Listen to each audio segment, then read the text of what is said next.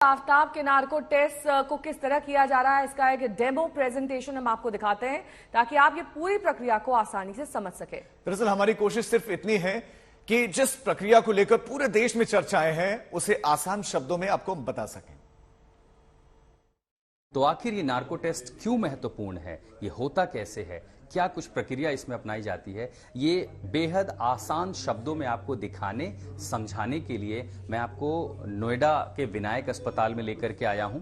यहां एक वार्ड में एक ऐसा ही सेटअप तैयार किया गया है जिससे हम आपको ये जो नार्को टेस्ट है इसकी बारीकियां समझा सकें। हमारे साथ विशेषज्ञों का पैनल है। हमारे साथ जुड़ रहे हैं डॉक्टर सौरभ चौधरी जो कि एमडी हैं विनायक अस्पताल के, जनरल फिजिशियन हैं। उसके साथ डॉक्टर रोशनी पवार हैं जो कि एनेस्थीसियोलॉजिस्ट हैं। एनेस्थीसिया बहुत जरूरी होता है, नार्को का मतलब ही एनेस्थीसिया है। साथ ही डॉक्टर पुनीत जैन हैं जो कि क्लिनिकल साइकोलॉजिस्ट हैं। ये बेहद महत्वपूर्ण रोल होता है साइकोलॉजिस्ट का, क्योंकि उसकी मनोदशा कैसी है ये बेहद जरूरी होती है। और साथ ही वेद भूषण जो कि दिल्ली पुलिस के फॉर्मर एसीपी हैं, पूर्व एसीपी। अब आप समझिए कि पुलिस की भूमिका, क्योंकि भले जांच अधिकारी वगैरह नहीं होगा तो कैसे सवाल पूछने हैं ये तय कौन करेगा, इसीलिए पुलिस की भूमिका बेहद महत्वपूर्ण हो जाती है। सीधे डॉक्टर सौरभ से बात करते हैं। सब्जेक्ट जब है यहाँ पे नार्को टेस्ट को क्यों इतना महत्वपूर्ण है? असल में आशुतोष जी, मैं आपको बताना चाहूंगा कि ये जितने भी टेस्ट हैं, चाहे पॉलीग्राफ हो, चाहे ब्रेन मैपिंग हो, और अब जो नार्को के लिए आफ्ताब को ले जाया जा रहा है, तो ये सारे डीडीटी टेस्ट हैं, मतलब डिसेप्शन डिटेक्टिव टेस्ट। अगर कोई भी सब्जेक्ट झूठ बोलने की कोशिश करता है या फिर अपने बयानों से पलटता है तो उसको सही ट्रैक पे लाने के लिए, जो क्लूज हैं वो सच्चाई से जानने के लिए ये सारे टेस्ट करे जाते हैं बारी बारी से। तो जैसे कि हमने देखा कि पॉलीग्राफ ऑलरेडी हो चुका है और उससे बड़े वाइटल क्लूज भी मिले हैं कल, जैसे कि वेपन्स रिकवर हुए हैं 5 चाकू, और उसके साथ में कुछ और भी इंपॉर्टेंट क्लूज जो कि अभी डिस्क्लोज नहीं किए गए हैं। प्री नार्को टेस्ट इसको कहा जाता है, जिसमें कि सब्जेक्ट की एक तो सबसे पहले कंसेंट कि वो ये टेस्ट अपने ऊपर करवाना चाहता है, उसकी कंसेंट भी ली जाती है। उसके बाद एक बॉडी का पूरा चेकअप जिसमें उसके सारे वाइटल पैरामीटर्स जो कि हम इस मॉनिटर पे भी देख पा रहे हैं अभी, वो उस टेस्ट के दौरान भी किए जाते हैं। उसके अलावा उसके जनरल बॉडी पैरामीटर्स फिट हैं कि नहीं है, वो ये जो एनेस्थेटिक एजेंट जो ट्रूथ सीरम हम बोलते हैं वो अगर एडमिनिस्टर करते हैं तो क्या उसको एक्सेप्ट करने की क्षमता पेशेंट रखता है सेफली, इसको हम प्री नार्को टेस्ट कहते हैं। तो प्री नार्को आपने कहा, ट्रूथ सीरम की बात आई तो मैं चाहूंगा माइक आप डॉक्टर रोशनी पवार को दे। डॉक्टर, एनेस्थीसिया क्यों दिया जाता है और नार्को टेस्ट में एनेस्थीसिया की जरूरत किसी सब्जेक्ट को देने की जरूरत क्यों पड़ती है? नार्को टेस्ट में एनेस्थीसिया देने की जरूरत इसलिए पड़ती है क्योंकि अगर नार्को टेस्ट किसी का किया जा रहा है तो हमारे जो उनका दिमाग होता है वो उसको सच बोलने से रोकेगा। तो नार्को टेस्ट में जो ट्रूथ सीरम दिया जाता है उससे क्या होता है, वो इनहिबिशन को वो हैम्पर कर देता है। जो सब्जेक्ट है हमारा वो झूठ नहीं बोल पाएगा, उसका दिमाग उतना ज्यादा काम नहीं कर पाएगा। क्यों? क्योंकि जो इनहिबिटरी फैक्टर्स होते हैं उसको हिप्नोटिक स्टेट में हम उस ड्रग के थ्रू लेके जाते हैं उनको। यानी अगर साधारण अवस्था में समझे कि वो अपनी सोचने समझने की शक्ति खो बैठता है।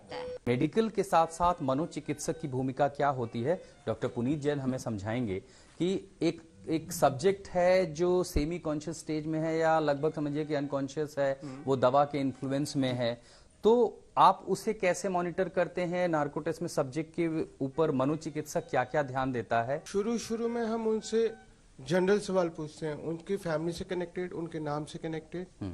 जो वो सही जवाब देना शुरू कर देते हैं, जो हमारे पास पहले रिकॉर्डेड होते हैं, उसके बाद फिर हम धीरे धीरे टफ क्वेश्चंस पूछने शुरू करते हैं।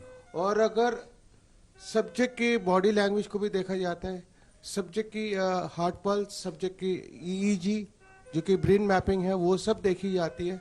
उसके आधार पे हम लोग नोट करते हैं कि ये सही बोल रहे हैं या गलत बोल रहे हैं। तो मनोचिकित्सक या क्लिनिकल जो साइकोलॉजिस्ट है उनकी जरूरत पड़ती क्यों है नार्को टेस्ट में? इसकी इसलिए जरूरत पड़ती है क्योंकि हमारे को हर एंगल से देखना पड़ता है कि ये सही ठीक से काम हो रहा है या नहीं हो रहा है। जी, आफ्ताब से दिल्ली पुलिस को ज्यादा जानकारी मिली होगी इस तरह के नार्को टेस्ट अगर जब होते हैं तो? बिल्कुल, इसकी संभावना से possibility can not be ruled out. बहुत सारी चीजें जो आदमी सुप्त अवस्था में अचेतन या अनकॉन्शियस पोजीशन में होता है, तो जितना उससे एक्सपेक्ट होता है वो बोल जाता है। और सबसे इंपॉर्टेंट चीज है, ये झूठ को कन्फ्रंट करने के लिए इस्तेमाल किया था, सच उगलवाने के लिए नहीं है। लोगों को आपने इस केस को बहुत करीबी से देखा, अगर मैं आपसे ये समझना चाहूं कि अगर 5 कोई ऐसे सवाल जो आफ्ताब से या सब्जेक्ट से पूछे गए हों, वो क्या क्या हो सकते हैं? देखिए, सबसे इंपॉर्टेंट चीज होती है recovery of weapon of offence. आपने कहां डिस्पोज ऑफ किए, कहां उसको आपने करा, किस तरह से आपने डिस्पोज ऑफ किया, वो पूछा जाएगा।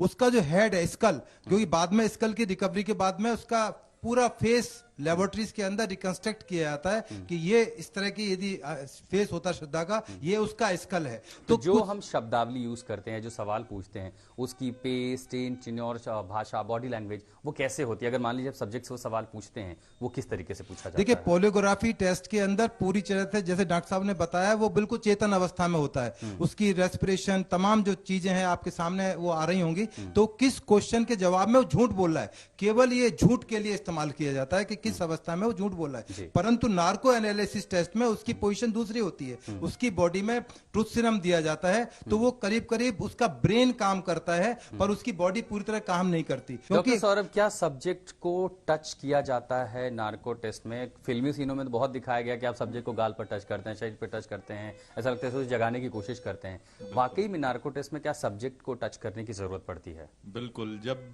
सब्जेक्ट जो है जवाब देना बंद कर दे या फिर कुछ ऐसा महसूस हो कि वो अपने आप को रोकना चाह रहा है जवाब देने से, तो उसको इस तरीके से थ्रस्ट दिया जाता है हाथ पे, छाती पे, कि बताओ बताओ तुमने कहाँ वेपन छुपाया है, बताओ कहाँ तुम ले गए थे उसका स्कल निकाल के, कहाँ तुमने उसके पीसेस को फेंका।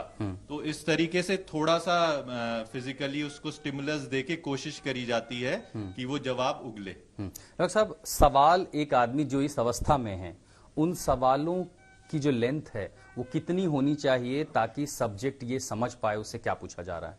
इनिशियली क्या करते हैं, हम सिंपल सवाल से शुरू करते हैं, क्योंकि एकदम कॉम्प्लिकेटेड सवाल हम पूछ नहीं सकते, उतना ज्यादा ब्रेन फंक्शनल नहीं है। सिंपल कमांड्स फॉलो करेंगे।